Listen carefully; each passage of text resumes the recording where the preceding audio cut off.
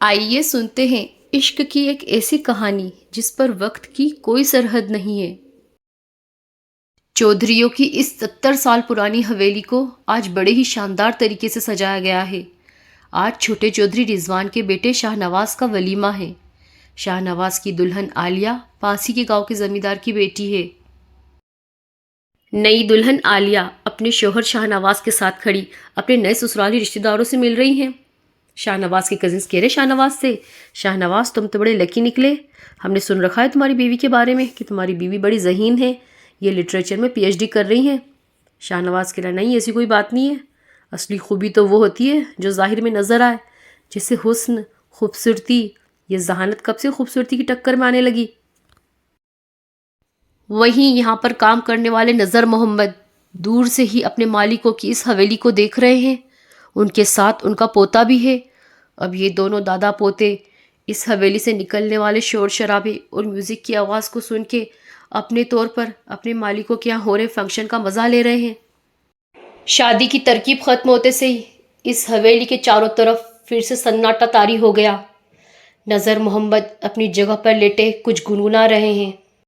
जिंदगी ज़िबास्त बातों हमनवा बीतोई दुनिया साकेत ओ तन्हास्त। जिंदगी ज़िबास्त बातों हमनवा बीतोई दुनिया साकेत ओ तन्हास्त। इस बड़ी सारी हवेली पे दो भाइयों का हक है, बड़े भाई रहमान चौधरी और छोटे भाई रिजवान चौधरी। रहमान चौधरी अपनी फैमिली के साथ विदेश में सेटल हैं और रिजवान चौधरी पास ही के एक बड़े सारे शहर में अपना कारखाना खोल के बैठे हैं।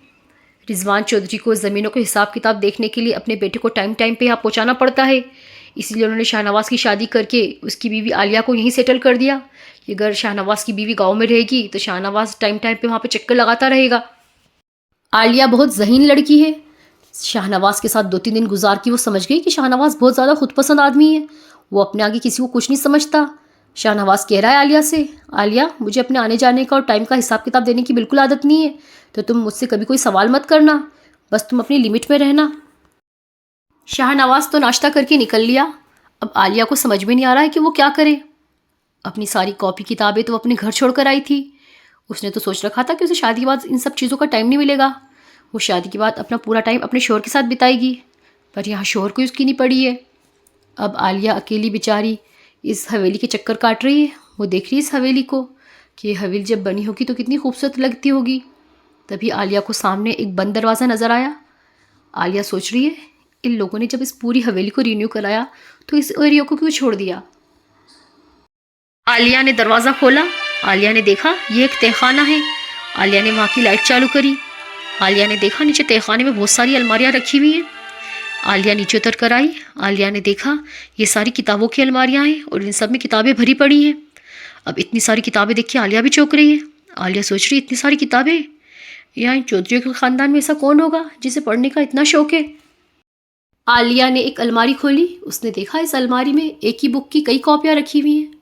इस तरह से इन सभी अलमारियों में अलग अलग किताबों की कई कॉपियाँ रखी हुई हैं। आलिया ने एक किताब खोली। आलिया ने देखा उसके अंदर शाहनवाज के ताया रहमान चौधरी का नाम लिखा हुआ है। आलिया सोच रही है बड़े ताया इतने पढ़े लिखे हैं कि किताबें लिख चुके हैं, पर इनको देख के लगता तो बिल्कुल नहीं है।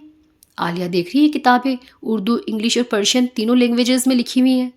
आलिया को उर्दू, इंग्लिश और पर्शियन तीनों लैंग्वेजेस आती है। आलिया इंग्लिश लिटरेचर में पीएचडी कर रही है। आलिया ने जैसी वो किताब पढ़ी उसे वो किताब बड़ी दिलचस्प लगी। आलिया ने उसमें से 3-4 किताबें उठा ली और लेके निकल आई अपने कमरे की तरफ। या जैसे जैसे वो किताब पढ़ रही है वो उस किताब की दीवानी होती जा रही है। आलिया सोच रही है क्या कोई इतना अच्छा भी सोच सकता है, क्या कोई इतना अच्छा भी लिख सकता है।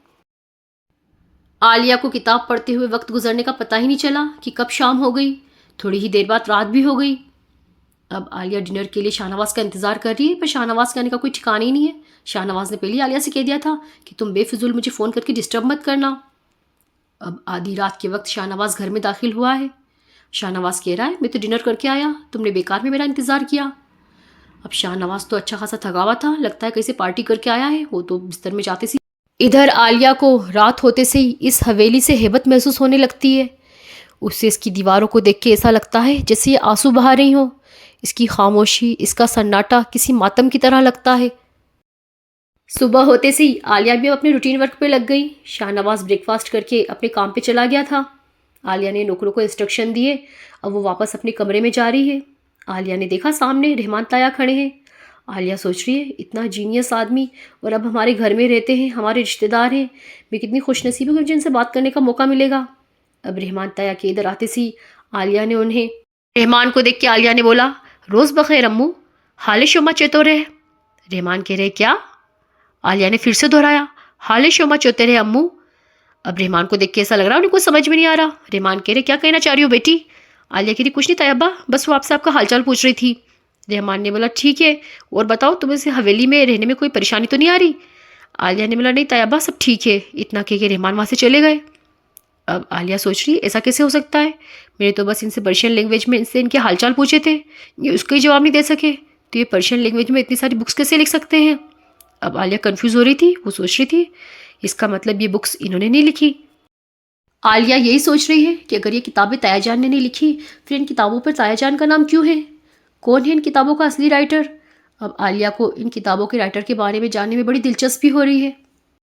अगले दिन शाहनवाज अपना सामान पैक करके आलिया से कह रहा है कि मैं कुछ दिनों के लिए विदेश जा रहा हूँ ताया अब्बू के साथ उनके घर, तो तुम अगर चाहो तो यहाँ रुकना, चाहो तो अपने घर चले जाना, चाहो तो शहर मेरे अम्मी पापा के पास चले जाना।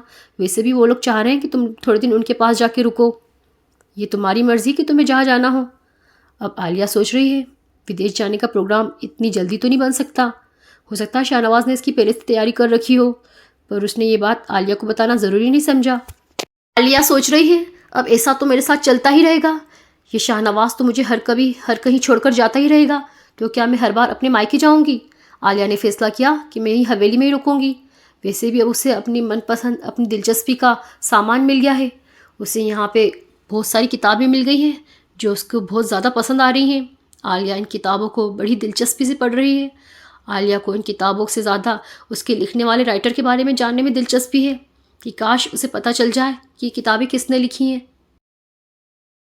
इस किताब में पर्शियन लैंग्वेज में एक बड़ी ही खूबसूरत पोइट्री लिखी है जिसका मतलब है, ज़िंदगी खूबसूरत है तुम्हारे साथ हमनवा, तुम्हारे बिना ये दुनिया खामोश और तन्हा है। अभी आलिया ये लाइंस पढ़ ही रही है कि उसे बाहर से यही लाइंस किसी गुनगुनाने की आवाज़ सुनाई दी। आलिया सोच रही अरे ये कौन गा रहा है? आलिया जल्दी से बाहर आई देखने के लिए। अब आलिया देख रही है इधर उधर।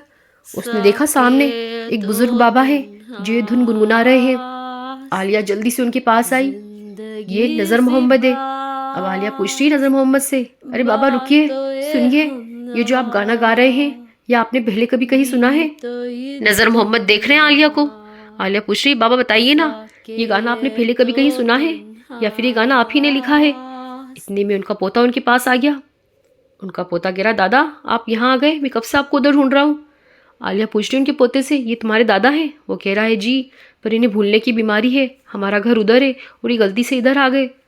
आलिया समझ गई कि इन बाबा को अल्जाइमर है। अब आलिया देख रही नज़र मोहम्मद को, वो आलिया की किसी भी बात का जवाब नहीं दे पा रहे हैं।